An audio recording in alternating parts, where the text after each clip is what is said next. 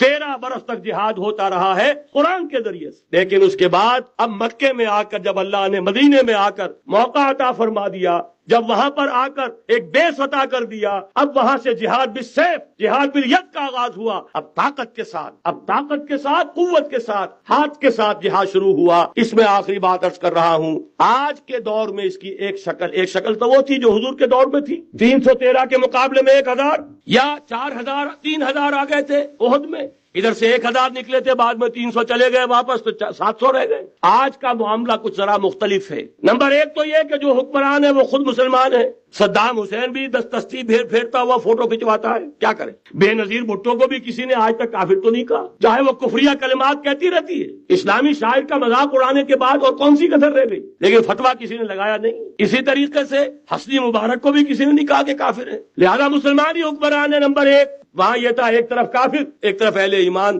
Clear cut جو ہے معاملہ موجود تھا۔ دوسرے یہ کہ یہاں اسٹینڈنگ آرمیز ہیں، پیراملٹری فورسز ہیں، وہاں کیا تھا؟ ادھر بھی والنٹیئر ادھر بھی والنٹیئر، کوئی اسٹینڈنگ آرمی کوئی ٹرینڈ آرمی موجود نہیں تھی۔ 313 بھی والنٹیئر تھے، 1000 بھی والنٹیئر تھے، البتہ یہ کہ اسلحہ کا فرق تھا۔ لہذا آج کی دنیا میں معاملہ، اس کی ایک مثال ایرانیوں نے پیش کر دی ہے، اور وہ ہے یک طرفہ جنگ، غیر مسلح پرامن منظم احتجاج۔ سڑکوں پر نکل آئیں گے جب طاقت ہوگی کہ اب نہیں چلنے دیں گے اس نظام کو، نہیں دیں گے ٹیکس، نہیں چلنے دیں گے ان بینکوں کو، ٹکٹنگ ہوگی، گھراؤ ہوگا، نہیں چلنے دیں گے، سود حرام ہے، اللہ اور اس کے رسول کے خلاف اعلان جنگ ہے، نہیں چلنے دیں گے۔ لیکن اس کے لیے پہلے طاقت ہو، صداقت کے لیے جس دل میں مرنے کی طرف، پہلے اپنے پیکرے خاکی میں جاں پیدا کرے۔ محمد عربی نے مکے میں نہیں شروع کر دیا تھا جہاد صلی اللہ علیہ وسلم، حالانکہ 150-200 آدمی تو وہاں بھی موجود تھے، لیکن یہ کہ نہیں، آپ حالات عالم اسباب ہے، اس کا جائزہ لے کر کوئی قدم اٹھائیں گے۔